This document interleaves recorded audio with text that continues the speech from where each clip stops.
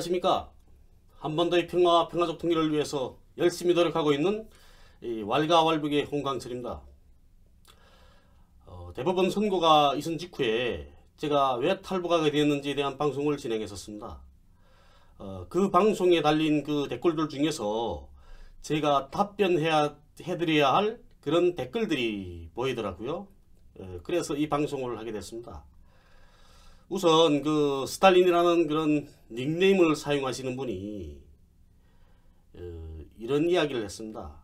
제가 소대장이나 하던 애기 때문에 형사소송법을 어떻게 안 하고, 그리고 또 자신도 보위대학에서 형사소송법을 조금 배웠는데 정신 이상자는 조사하지 말라는 어떠한 법규도 보지 못했으며, 또 강압수사나 가혹행위, 진술유도 등 이렇게 어긋난 방법은 증거가 안 된다는 증거로 삼을 수 없다는 이런 저희 말은 또 조금 맞고, 이런 글을 썼습니다. 근데 조금 맞는 게 아니고 맞습니다. 제 말이. 강압수사나 가혹행위, 그리고 또 진술유도와 같이 이렇게 잘못된 방법으로 받아낸 이런 진술은 받아들이지 않죠. 범죄를 충분히 소명했다 보지 않기 때문입니다. 그리고 또 저는 여러 차례에 걸쳐서 국경경비대에서 소대장으로 근무했었다고 이야기해드렸습니다. 국경경비대는 사회안전성, 국가안전보위부, 총참모부, 또 최근에 다시 또 국가안전부로 넘어갔죠. 이렇게 여러 번 지휘기관이 바뀌긴 했습니다. 그렇지만 국경을 지키고 국경 질서 위반자들을 단속 처리하는 임무를 수행하는 이런 상비 무력입니다. 국경경비대에 의해서 단속된 사람들은 앞으로 사법 처리를 받을 수 있는 사람들입니다. 때문에 형사소송법, 형법을 알아야 하는 겁니다. 그래서 북한 형법이나 형사소송법에 대해서 제가 알고 있게 된 거죠. 이분은 뭐 보위대학에서 형사소송법을 조금 배웠는데 정신 이상자는 조사하지 말라는 어떠한 법규도 보지 못했다고 하셨습니다. 근데 보위대학은 북에 두 개가 있거든요. 인민군 보위대학, 그거 뭐 김혁보위대학이라고 합니다. 지금은 또 달라진 것 같더라고요. 대학 명칭이. 국가안전보위부에서 주관하는 대학, 이렇게 두 가지가 있습니다. 이렇게 같은 보위대학이라고 하더라도 보위대학이라는 이름은 같이 쓰죠. 그렇지만 두 대학에서 배워주는 그 내용은 다릅니다. 인민군 보위대학은 인민군대의 대열보위 사업과 인민군에 대한 법적 감시를 위주로 해서 배워주고요. 그다음 국가안전부 보위부대학은 간첩잡이, 즉 반간첩투쟁을 위주로 배워줍니다. 때문에 인민군 보위대학 졸업하고 인민군에서 보위일군으로 일하던 사람들은 제대되게 되면 국가안전보위부에서 쓰지 않습니다. 대학에서 배우는 내용도 다르고 하는 일도 전혀 다르기 때문입니다. 그거는. 어쨌든 이 두 대학에서 형사소송법과 형법을 배워주는 건 그건 사실입니다. 그리고 형사소송법과 형법은 법과 관계되는 일을 하는 사람들은 누구나 다 알아야 하는 이런 가장 기본적인 상식인 겁니다. 자신이 공부를 하지 않아서 모르는 걸 가지고 저를 보고 그런 조항은 없다고 말하면 안 되는 거죠. 그럼 지금부터 북한 형사소송법에 정신병 환자, 정신병 질환자들에 대한 조사를 어떻게 해야 되는지 이런 데 대한 그 내용들에 대해서 북한 형사소송법에 지적되어 있는 조항들을 가지고 이야기해 드리겠습니다. 제22조 증인으로 될 수 없는 사유. 이 법 제17조에 규정된 자와 이 17조에 규정된 자는 이제 그 재판 소송 관계인들입니다. 뭐 판사, 뭐 검사, 뭐 그런 사람들, 그다음 재판석이 이런 사람들, 규정된 자와 정신병 그 밖의 신체상 결함으로 형사 사건에 대하여 듣거나 본 사실을 옳게 이해할 수 없거나 정확히 표현할 수 없는 자는 증인으로 될 수 없다. 여기 정신병 환자가 속하는 거죠. 그 다음에 제9절 형사소송의 중지 및 형사사건의 기각, 여기에 대한 겁니다. 제96조 형사소송의 중지사유. 피심자, 피소자가 일시적인 정신병, 중병에 걸렸거나 도주하여 형사사건을 계속할 수 없는 경우에는 형사소송을 중지한다. 정신병에 대한 감정은 해당 기관이 한다. 병원 정신과가 정신병에 대한 감정을 진행하는 겁니다. 그래서 정신병이라는 진단을 받게 되면 형사사건은 저리 중지해버리죠. 소송을. 재판 안 합니다. 조사도 못하고요. 제98조 우려 처분의 절차. 피심자, 피소자가 일시적인 정신병, 중병에 걸렸을 경우에는 이 법 제99조 2호, 3호에 따라 우려 처분을 적용할 때 대한 결정 또는 판정을 한다. 이 경우 검사에게 알린다. 제99조 이제 우려 처분의 종류인 겁니다. 우려 처분의 종류는 다음과 같다. 회복할 수 없는 정신병 환자에 대한 우려 처분. 2항이 일시적인 정신병 환자에 대한 우려 처분. 3항이 중병에 걸린 자에 대한 우려 처분. 이렇게 회복할 수 없는 정신병 환자, 그리고 또 일시적인 정신병 환자, 이게 있는 겁니다. 1항하고 2항에. 제106조 형사사건 기각 사유. 다음이 사유가 있을 경우에는 형사 책임을 추궁하지 않으며 형사 책임을 추궁한 뒤에 그것이 나타났을 경우에는 형사사건을 기각한다. 기각하는 겁니다. 예? 추궁한 뒤에 나타난 어떤 게 나타나면, 예. 첫째, 1항에 14살에 이르지 못한 자의 행위인 경우, 이렇게 최소 쭉 내려갑니다. 내려가다가 8번째에 가서 8항에 가서 8항 정신병 상태에서 범죄를 저질렀거나 범죄를 저지른 다음 회복할 수 없는 정신병을 앓고 있을 경우, 이런 경우에는 형사사건을 기각할 수 있다. 이런 거죠. 제430조 형벌집행의 중지사유. 무기노동교화형, 유기노동교화형, 노동 단련형을 받은 자가 일시적인 정신병 또는 중병에 걸렸을 경우에는 그의 병이 나을 때까지 형벌집행을 중지한다. 임신한 여성에 대해서는 산전 3개월부터 산후 7개월까지 형벌집행을 중지한다. 이렇게 되어 있습니다. 제431조 형벌집행의 기각사유. 무기노동교화형, 유기노동교화형, 노동단련형을 받은 자가 고칠 수 없는 정신병에 걸렸거나 죽은 경우에는 형벌집행을 기각한다. 이 경우 법의 감정을 한다. 이렇게 북한 형사소송법에 정신병 환자들에 대한 처리를 어떻게 할 것인가에 대한 이와 같은 조항들이 있습니다. 이런 조항들이 있는데도 정신병 환자들에 대한 조항 같은 건 없다고 하시겠습니까? 보의대학을 졸업하셨다는 분이 소대장밖에 못한 애도 알고 있는 문제를 모르고 계신다는 게 말이 되나요?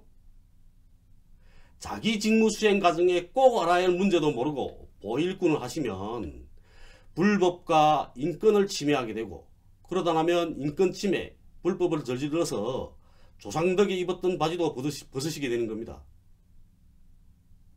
보일꾼들은 북에서, 보일꾼은 내가 똑똑해서 되는 거 아닙니다.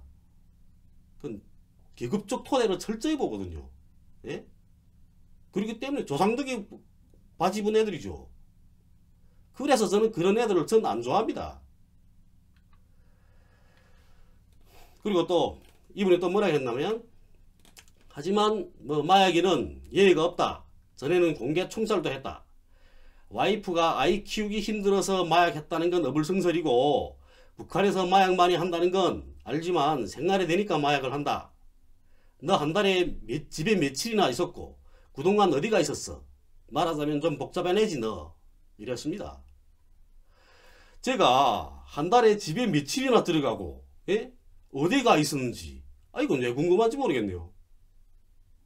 그러니까 이분은 그 주장하는 뜻을 보면, 그 댓글량 보게 되면, 제가 밖으로 나돌아서 그 북쪽에 있던 그 애엄마가 마약을 했다는 걸 말하고 싶어 하시는 것 같거든요. 그런데 제가 늘 말하듯이 저에 대해서는 무산 출신 탈북자들이 많은 증언들을 했습니다. 재판 과정에서요. 예? 그리고 저를 알고 있는 무산 출신 탈북자들은 너무나 많고요. 때문에 이런 질문에는 답변할 가치를 느끼지는 않지만, 제 사건에 증인으로 출석한 분들이 국정원에서 진술한 내용들을 캡처해서 사진으로 지금 영상에 올려드리려고 합니다. 이 증인분은 2011년 3월부터 6월까지의 그 기간 동안에 있었던 일들에 대해서 진술했었거든요. 예, 그동안에 우리 집에 다녔다고. 그 기간에 우리 집에 한 10회가량 오셨는데 그때마다 제가 집에 있었고 근무 시간에도 자주 집에 들어와서 놀다가 갔다. 이렇게 진술했습니다. 그리고 또 조선노동당원으로서 당 생활에도 잘 참가하는 것 같았고, 예? 송금 전달을 해주다가 걸려들기는 했지만 노동교화소는 가지 않았다. 이렇게 증언했습니다. 제가 늘 이야기하듯이 북에서는 확실한 증거가 없으면 처벌하지 못합니다. 그리고 제가 여러 번 이야기했지만 송금을 받아주어도 제가 양심적으로 이렇게 받아주었기 때문에, 예? 저를 통해서 송금을 받던 분들은 사법기관에 걸려들더라도 모두 저를 지켜주는 입장이었습니다. 제가 5%밖에 안 받았다는데요.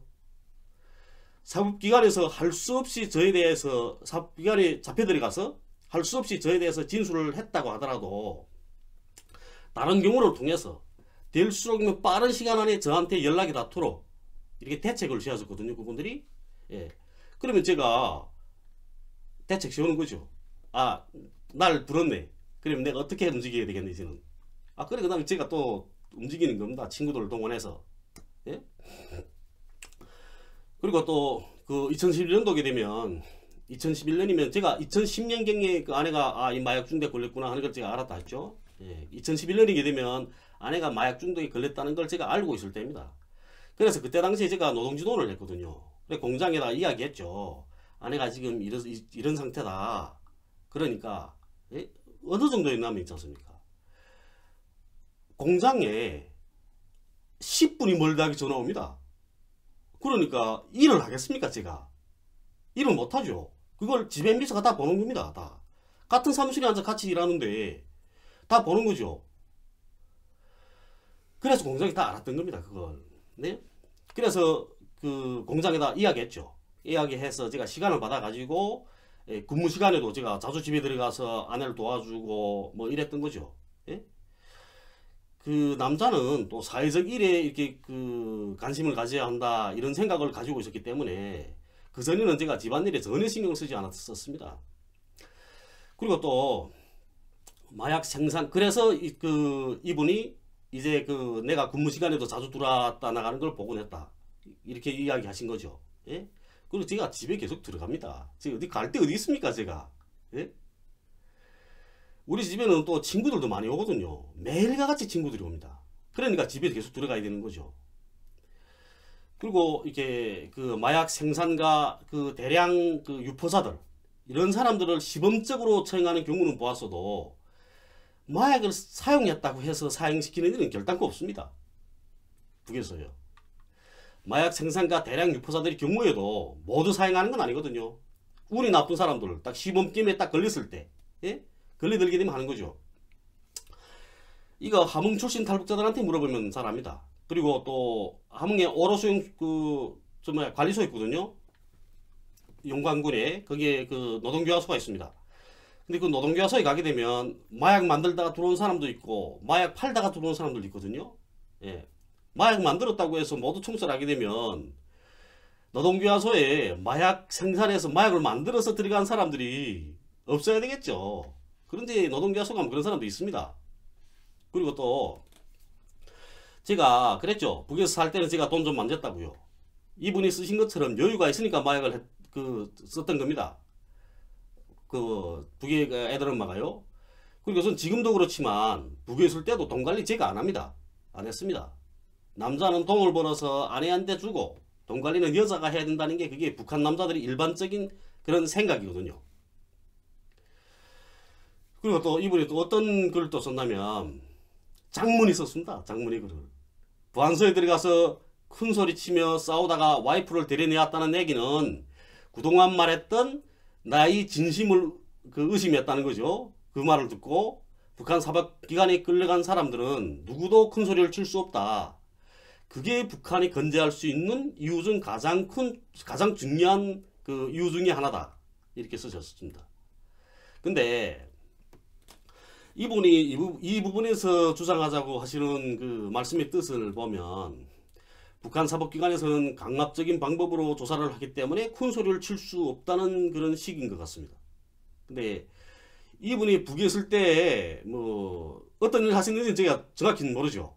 예, 그렇지만 뭐 보위대학 다녔고 뭐 사법기관을 인민위에 군림하는 그런 권력기관으로 표시하는 걸 봐서는 아마 북에서 그 완전히 그 인민위에 그 군림하는 사람처럼 행동하던 보위일군이었던 것 같습니다.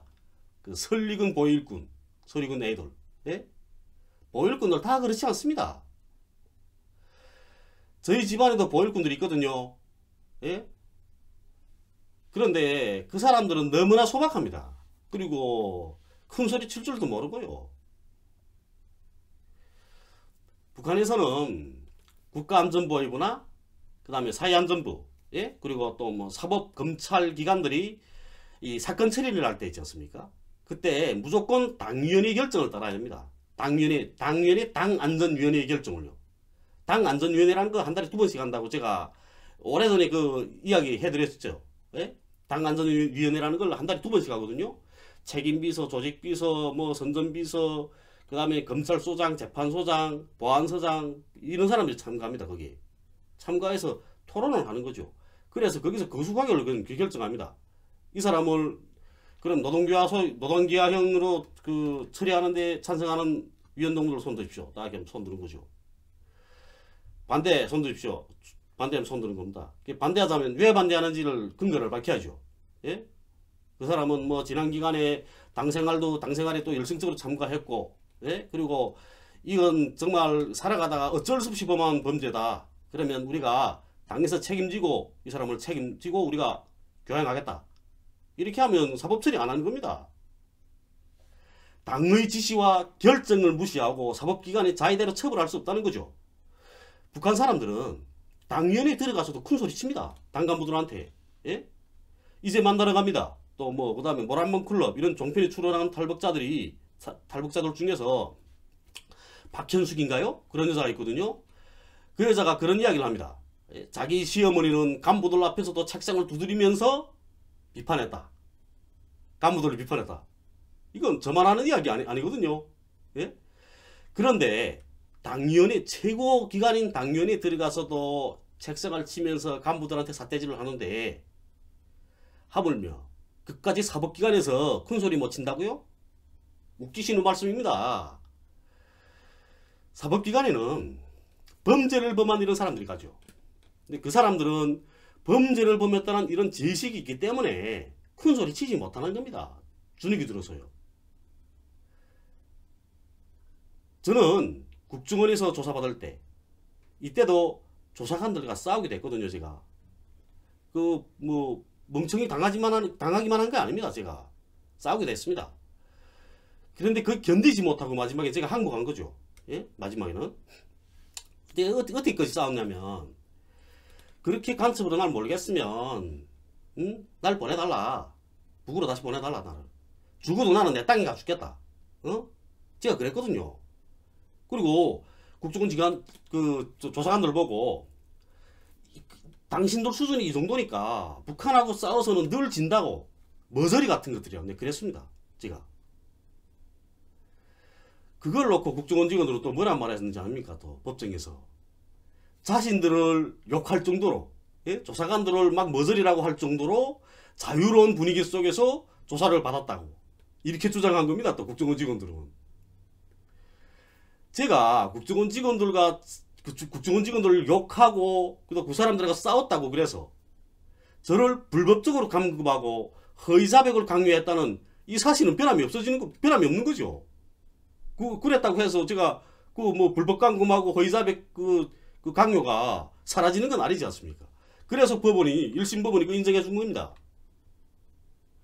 북에 있을 때도 마찬가지였습니다. 제가 전 비록 불법이긴 하지만 누군가는 이런 흩어진 가족들과의 연결을 가지도록 해주고 부모 형제들에게 보내는 돈을 받아줘서 북한에서 사는 가족들이 잘 살게 되면 그게 사회주의를 지키는 길이고 힘들고 불쌍한 사람들을 돕는 길이라고 저는 생각했었습니다.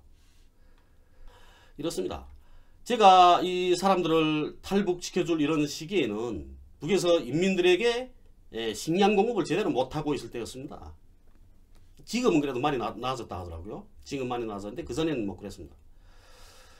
그때 당시에 뭐 어쨌든 그 식량 가격도 높았고요. 근데 원래 식구도 많고 남자애들이 또 많은 집안 같은 경우에는 국가에서 공급해주는 식량이 모자랐거든요.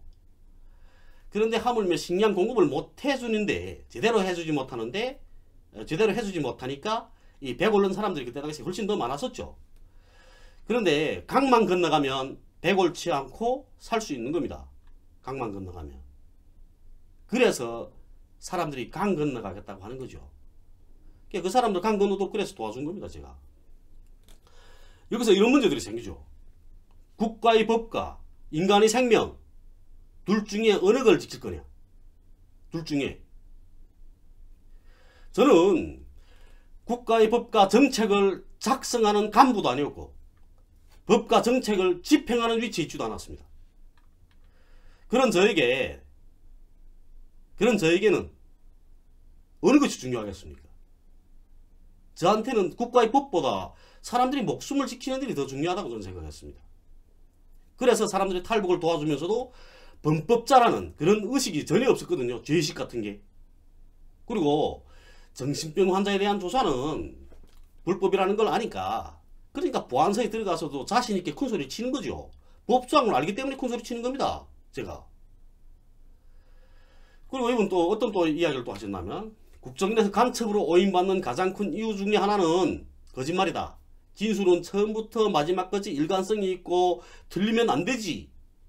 너가 똑똑하니까 민변이 도와주는 거다. 뭐 이런 댓글도 다셨습니다.